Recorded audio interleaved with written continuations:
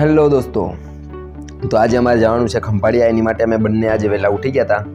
વહેલા ઉઠીને બ્રશ ઘસવા માંડ્યા. બ્રશ ઘસી અને વિચાર આવ્યો આજ તો રસોઈ છે નહીં, તો હવે ડાયરેક્ટ 9 નીકળવાનું જ છે. તો 9 પૂજા કરીને ડાયરેક્ટ નીકળવાનું. તો હવે અમે ડાયરેક્ટ ઘરમાંથી જ્યારે બહાર નીકળી ગયા પછી જ બ્લોગ ચાલુ કર્યો હતો. તો હવે અમે ગાડીમાં નીકળી ગયા છીએ અને હજી કબરકાજ છે. હજી અમારે તો કિલોમીટર કાપવાની શરૂઆત કરી છે. કિલોમીટર કાપવાના બધા બાકી છે હજી. તો શરૂઆતથી એન્ડ સુધી જોવાની મજા આવશે. તો હાલો હવે ચાલુ કરીએ આપણે. અને એના પછી થોડીક વાર લાગે એમ હતી, એટલે કે લેટ પહોંચાય એમ હતું. એટલે આજે આપણે એ ગાડી જવા દેવાના જોરમાં હતા કે આજે જેટલું બને એટલું વહેલું પહોંચાઈ જાય. કારણ કે અમારે આજે ગાડીની સર્વિસ કરવાની છે અને તેની માટે 8 વાગે ગાડીને પહોંચાડવાની હતી. પરંતુ તોય 8 ને 10 તો થઈ ગઈ. કાંઈ નહીં, તોય આપણાથી થતી બનતી કોશિશ આપણે કઈ રીતે ગાડી પહોંચાડવાની ત્યાં. એની માટે આજે બહુ ટાઈમ મળ્યો નહીં. શું કહેવાય કે બ્લોગ હું ઘરના ઉતારી શકું. અને આજે પાછો વરસાદ પણ અમને બહુ નડ્યો હતો, એટલે આ એક જ અમારી પાસે વિડીયો જવાનો હતો. ખંભાળિયા પહોંચીને ડાયરેક્ટ ગાડીને અમે અશોક હીરો સર્વિસમાં મૂકી આવ્યા.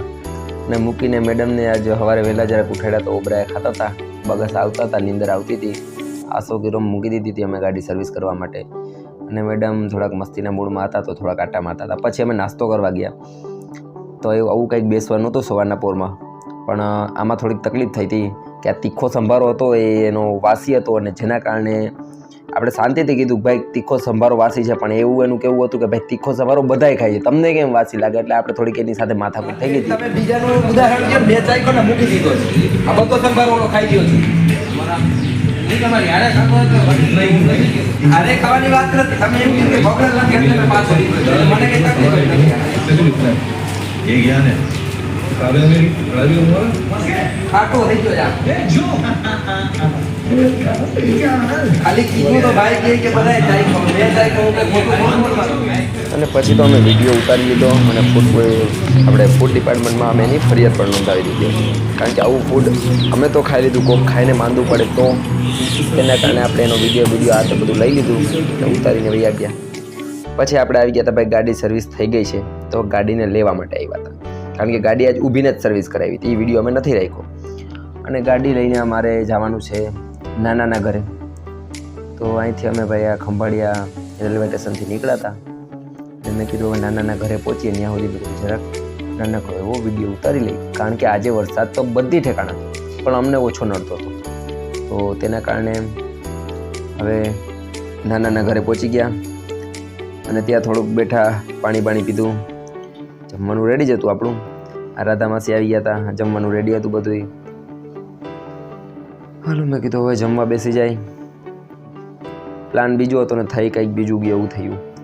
પછી મારે થોડુંક આ રીલ ને એવું લેવાનું હતું ને થોડાક સ્પ્રિંગ ને એવું લેવાનું હતું, તો એ લેવા આવી ગયો હતો ખંભાળિયાની બજારમાં.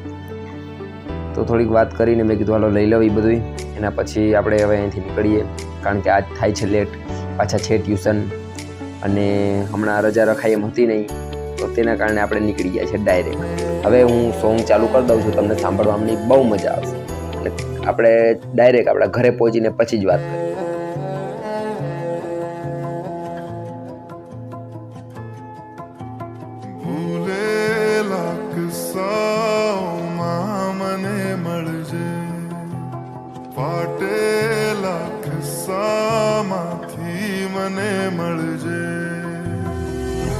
વાદળની પાર તું થઈને સવાર તું આવી કદી મને મળજે.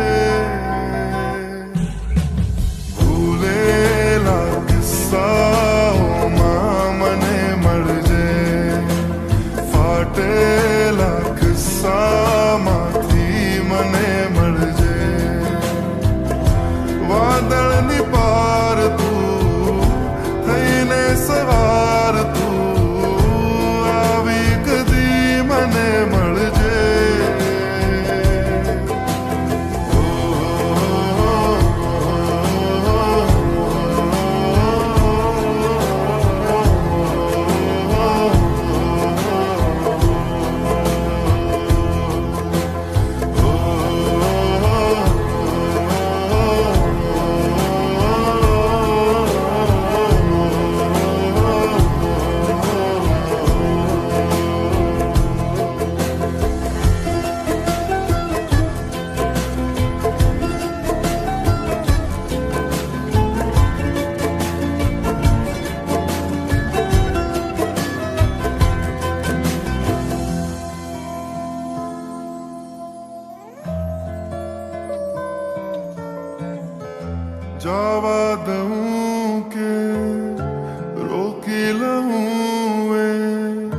મનને નથી સમજાતું કે શું કરું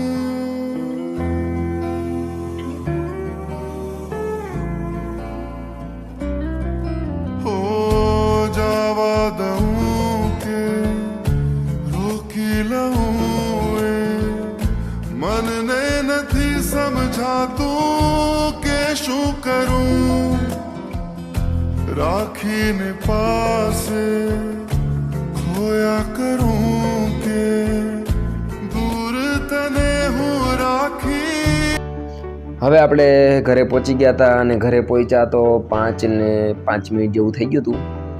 હા, પણ વાંધો નહોતો.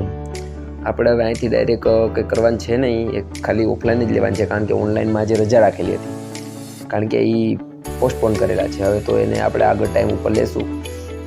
અને વરસાદ આજ અમને ક્યાંય નડ્યો જ નહોતો. જરાક એક જવામાં જરાક નડ્યો તો આવવામાં ક્યાંય નડ્યો નહીં. અને અત્યારે જોયું જેવા આવ્યા ને તો 2 મિનિટ કે 5 મિનિટની અંદર વરસાદ જબરદસ્ત ચાલુ થઈ ગયો કબરકાની અંદર. આહા, પછી તો મેં કીધું સારું થયું લ્યો આપણે વહેલા આવી ગયા. અને અહીંયા સુધી બ્લોગ છે. Thank you for watching my blog.